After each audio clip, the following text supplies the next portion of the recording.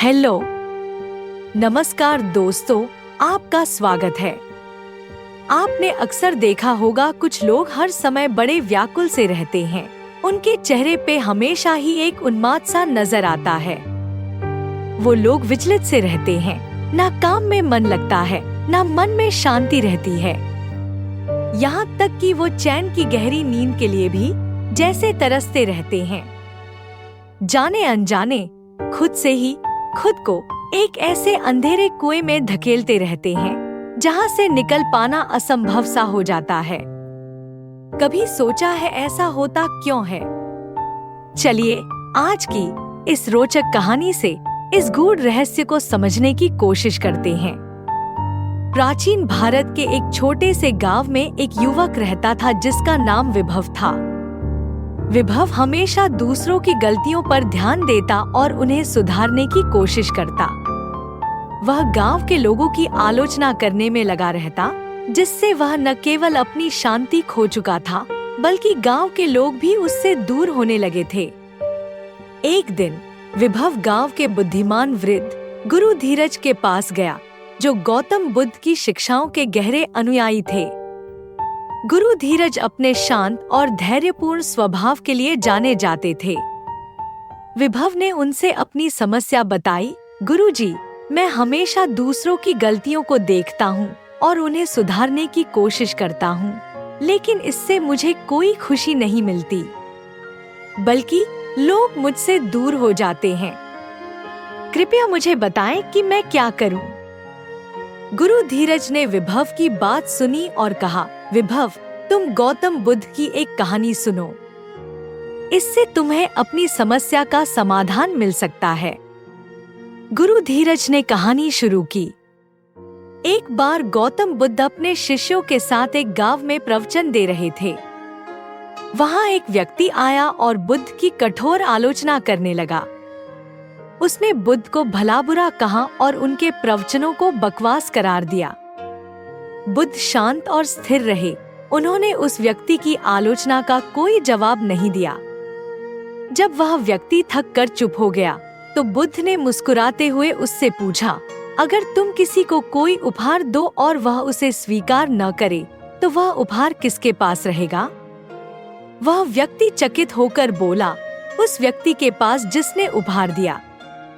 बुद्ध ने कहा, ठीक उसी प्रकार अगर मैं तुम्हारी आलोचना को स्वीकार नहीं करता, तो वह तुम्हारे पास ही रहेगी।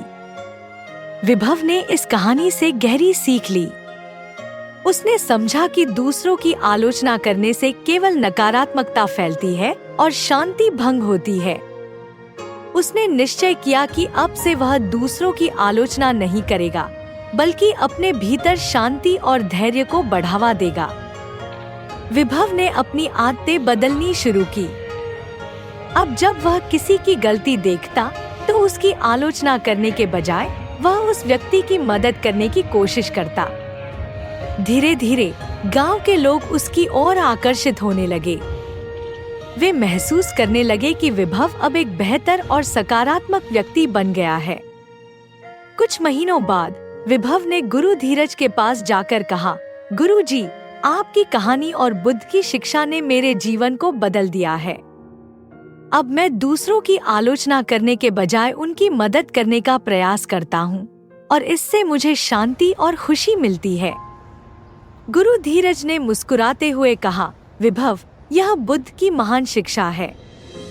जब हम दूसरों की आलोचना छोड़ देते हैं और सहानुभूति और मदद का मार्ग अपनाते हैं, तो न केवल हमें शांति मिलती है, बल्कि हमारा समाज भी सुखी और समृद्ध बनता है। विभव के इस परिवर्तन ने पूरे गांव को प्रेरित किया। लोगों ने देखा कि आलोचना छोड़कर और एक दूसरे की मदद करके कैसे शांति और खुशी प्राप्त की जा सकती है। धीरे धीरे पूरे गांव में एक सकारात्मक माहौल फैल गया। इस कहानी से हमें यह सीख मिलती है कि दूसरों की आलोचना करने से केवल नकारात्मकता और असंतोष फैलता है। गौतम बुद्ध की शिक्षाओं का पालन करते हुए हमें सहानुभूति और मदद का मार्ग अपनाना चाहिए। इससे न केवल हमारी आत्मा को शांति मिलती है, बल्कि हमारा समाज भी सुखी और समृद्ध बनता है। बात तो सही है, जो लोग दूसरों की आलोचना में व्यस्त हैं, वो खुद अपने ऊपर कैसे ध्यान दे पाएंगे? समय नहीं मिलेगा ना। फिर जब अपनी लाइफ में कुछ अच्छा करेंगे नहीं, तो कुछ अच्छा मिलेगा भी तो नहीं। ऐसे में बेचैनी, अनिद्रा, अपच, ब्लड प्रेशर, शुगर, मानसिक तनाव जैसी बीमारियों के साथ ही जीना पड़ेगा। खैर, आप अच्छे हैं तो बने रहिए। चैनल को सब्सक्राइब कर लीजिए और कमेंट करके बताइए जरूर कि अगली कहानी आप किस टॉपिक पे सुनना चाहते हैं। तब तक के लिए आलोचना से दूर रहिए और खुद पर फोकस कीजिए। वो क्या है ना कि करना बहुत कुछ है और समय बहुत कम है। सच में बहुत कम है। मिलते हैं नेक्स्ट स्टोरी में। साथ बने रहने के लिए आपका बहुत बहुत धन्यवाद।